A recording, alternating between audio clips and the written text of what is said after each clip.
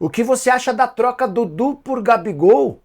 Vídeo de hoje do canal do Nicola te conta que a gente trabalhando para que esse negócio aconteça entre Flamengo e Palmeiras. Bora te atualizar também sobre o Corinthians na busca por um técnico e também por reforços. Tem jogador do Atlético Paranaense na pauta. Falo sobre o Botafogo que enfim concretizou a chegada de Thiago Almada, reforço mais caro da história do futebol brasileiro. Falo também sobre Payet. Tá chateado depois de ser substituído num jogo em que ele começou na reserva. Para completar as últimas do mercado, bastidores, finanças, debandada na Portuguesa, tem notícias do São Paulo e muito mais.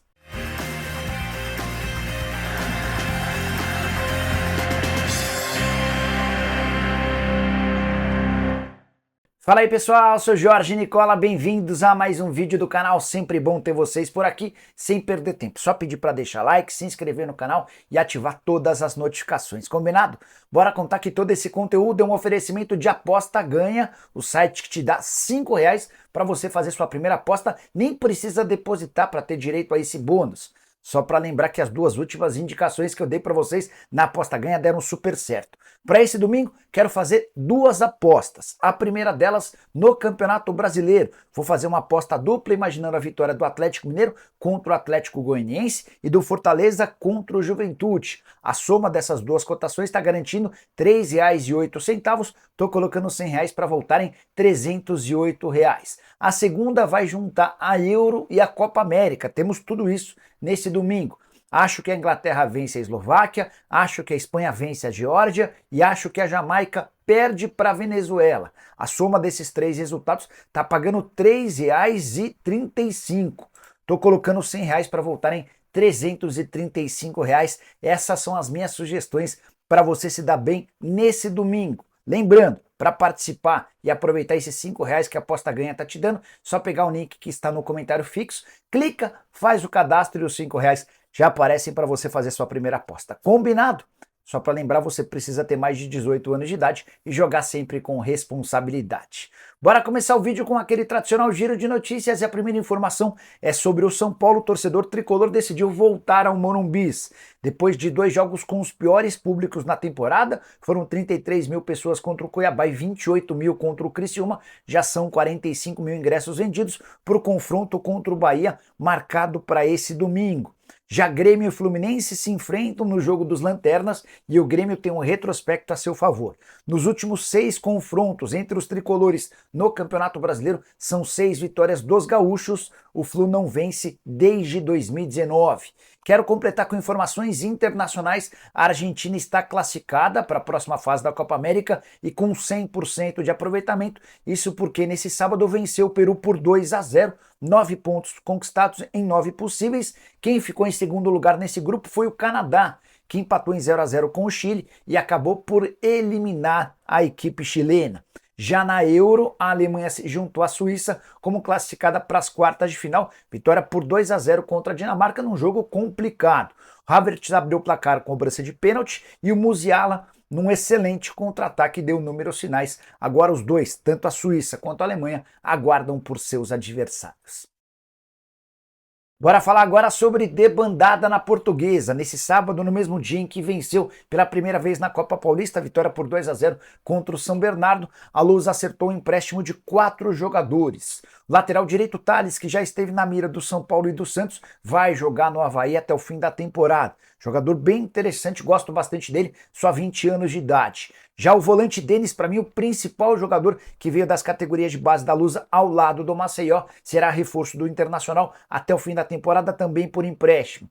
Matheus, lateral esquerdo, vai jogar no Ceará. Ele nem chegou a atuar no time profissional, vinha atuando pelo time sub-20 da Portuguesa. Para completar, Fabrício, atacante, que atua pelo lado esquerdo, será reforço do Toluca do México, empréstimo também, fez apenas 2 jogos pelo time de cima da Portuguesa, ambos na Copa Paulista.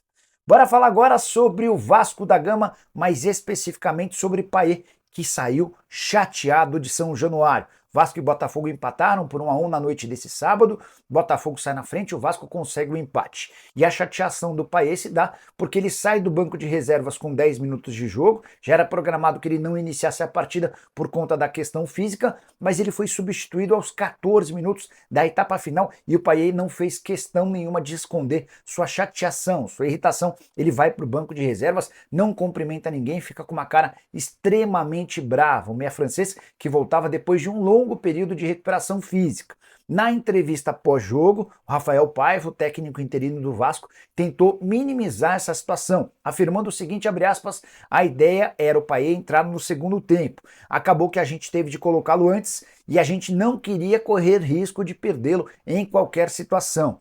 Tínhamos uma minutagem interna que a gente já tinha programado, fecha aspas. Acho que é um episódio superável, Vasco que vem mostrando recuperação, especialmente depois da saída do Álvaro Pacheco. A grande notícia triste para o torcedor cruzmaltino foi a lesão do Estrela, menino que começou como titular e que acabou sendo substituído para a entrada do Payet com 10 minutos de jogo. O Guilherme Estrela sofreu uma lesão no menisco, vai passar por exames nesse domingo, a gente torce para que não seja uma contusão grave.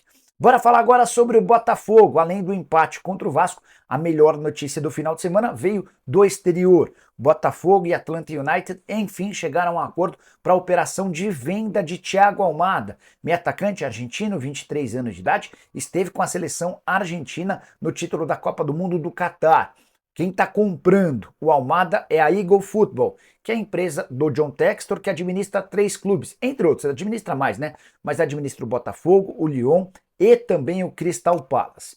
A operação está sendo fechada em 20 milhões de dólares ou 110 milhões de reais. Está combinado que o Almada venha ao Botafogo por um primeiro momento, não se sabe o prazo certo da permanência dele por aqui e depois ele se muda para o Lyon da França. Nesse sábado a gente já tinha indícios de que o negócio estava prestes a ser concretizado quando o John Textor veio a público para pedir que torcedores do Botafogo fossem às redes sociais do Almada exigindo, pedindo, implorando pela contratação do atleta. O martelo foi batido durante a madrugada e o Almada vai se tornar o reforço mais caro da história do futebol brasileiro. São 20 milhões de dólares ou 110 milhões de reais, superando outro reforço do próprio Botafogo. O Luiz Henrique havia sido adquirido por 16 milhões de euros no primeiro trimestre. Dessa maneira, o Botafogo passa a ter o primeiro e o segundo reforços mais caros da história do futebol brasileiro, ambos com passagem temporária no futebol nacional, mas certamente vão acrescentar demais ao Botafogo, que briga por títulos do Campeonato Nacional. E a pergunta que eu quero deixar para você é, com o Thiago Almada, dá para dizer que o Botafogo se torna favorito ao título do Brasileirão? Use o espaço para comentário e já deixa a sua opinião, beleza? Quero falar agora sobre BKSS, formação importante para clubes de futebol no Brasil que buscam técnico e não são poucos. O treinador argentino, de bons trabalhos, especialmente no país dele, está livre desde a última sexta-feira.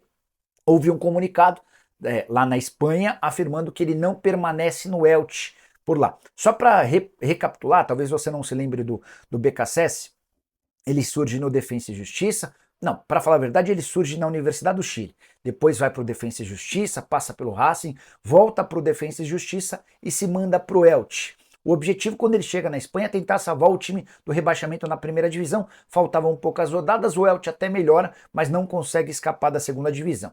O BKSS fica para a temporada seguinte, que foi exatamente a passada.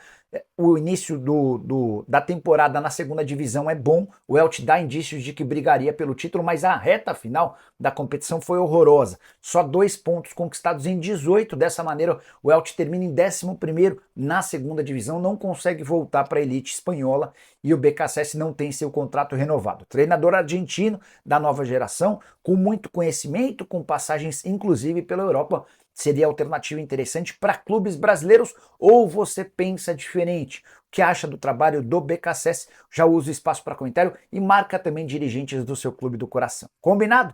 Bora falar agora sobre nomes de técnicos que o Corinthians busca. Sabe-se que o Antônio Oliveira está no bico do corvo. Há uma derrota de ser demitido se ele perder nessa segunda-feira para o Palmeiras no Allianz Parque, deve ser demitido. Inclusive, tenho contado para vocês que o Corinthians já iniciou buscas por técnicos. Posso assegurar para vocês que Fernando Diniz foi sondado nos últimos dias. O Augusto até pediu para que influenciadores digitais negassem esse interesse. Eu posso assegurar que houve um contato de um representante do Corinthians com o pessoal do Juliano Bertolucci para saber se o Diniz teria intenção de trabalhar no Corinthians. A resposta foi não. O Diniz não pretende voltar a trabalhar tão cedo. Ele quer curtir um pouco com a sua família. Diante desse cenário, hoje o Corinthians trabalha com outras 3 possibilidades. Uma delas praticamente impossível. Martim Anselmi, treinador da nova geração, só 38 anos de idade, é argentino e trabalha no Cruz Azul. Talvez você não se lembre, mas ele foi treinador do Independiente del Valle. Já havia passado também pelo União La Calera e chegou muito bem no futebol mexicano. O Cruz Azul não vivia um bom momento e, sob o comando do Anselmi, conseguiu ser vice-campeão mexicano, só atrás do América do México, que é a sensação por lá, time treinado pelo brasileiro André Jardine. Pois bem, o Anselmi acabou de chegar, já foi vice-campeão mexicano. Não acredito na possibilidade dele trocar o Cruz Azul por todas as dificuldades pelas quais passa o Corinthians. As outras 2 alternativas que são pensadas hoje pelo presidente Augusto Melo, especialmente depois do não do Fernando Diniz. Fábio Carille, que é treinador do Santos, e também Cuca. Se o Corinthians ligar para o Cuca, ele pega o primeiro voo de Curitiba para São Paulo para assumir o timão. A questão é, vale a pena trazer o Cuca, sabendo da enorme repercussão negativa que essa contratação pode ter? Vale a lembrança de que no ano passado o Cuca chegou a comandar o Corinthians com boa aceitação de torcedores, mas péssima aceitação da opinião pública por conta daquele episódio da década de 80. Não sei se o Augusto pode se dar o luxo de comprar mais uma briga, de causar mais confusão nas redes sociais e também na opinião pública. Diante disso, Fábio Carille é a alternativa. Treinador que balança no Santos, tem brigado com Marcelo Teixeira, foram uma série de discussões, além da queda técnica do Peixe na Série B. Só para completar sobre o Corinthians, contar também que há mais um alvo do Timão, sempre nesse nível discutível, né? O Augusto havia prometido 4 reforços de peso, não conseguiu trabalhar com nenhum deles. Hugo Souza, goleiro do Flamengo, será emprestado até o fim do ano, R$ 1.100.000 de empréstimo. Se quiser comprá-lo, vai precisar pagar mais 4.700.000. Corinthians também avançou na aquisição de Charles, volante que pertence ao Midland, operação de R$ 7.300.000.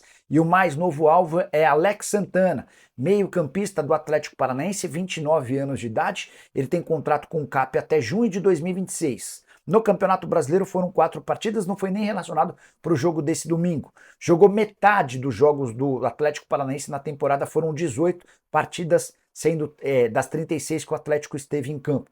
As 4 partidas no Brasileirão, todas na condição de reserva, mas é preciso lembrar que a primeira proposta do Corinthians ao Atlético Paranaense foi considerada baixa por ação da Monique Vilela. Bora falar agora sobre a grande bomba do fim de semana.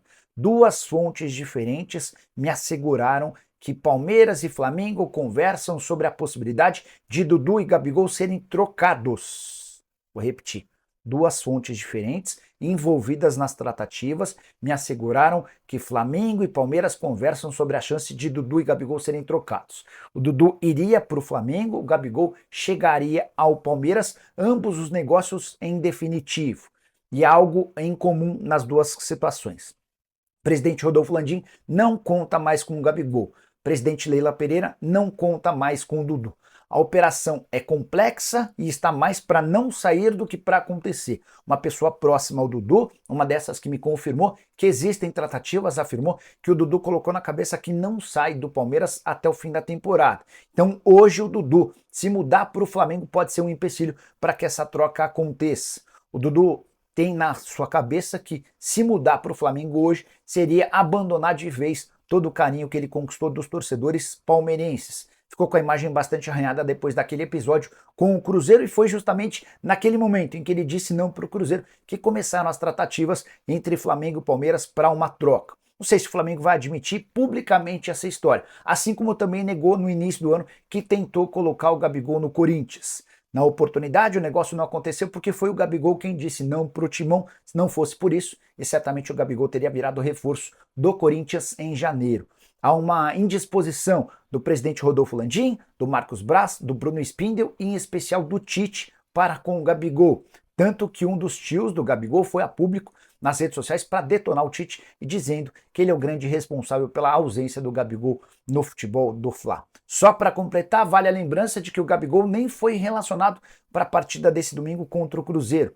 Foi uma decisão do departamento de futebol do Flamengo diante de toda a entrevista, depois da entrevista do Júnior Pedroso, representante do Gabigol, afirmando que o atleta está em busca de um novo clube e não vai ter seu contrato renovado no Fla. Só para completar toda essa confusão que eu estou contando para vocês, quero acrescentar uma outra informação. O Santos fez proposta oficial ao Gabigol. A ideia é contar com o jogador revelado na própria Vila Belmiro, proposta de 2 milhões de reais por mês de salário. Esse valor equivale a mais ou menos um quarto da folha salarial do Peixe. O presidente Marcelo Teixeira entende que o Gabigol pode ser a ideia do presidente Marcelo Teixeira é transformar o Gabigol no grande rosto de um projeto de reformulação do Peixe.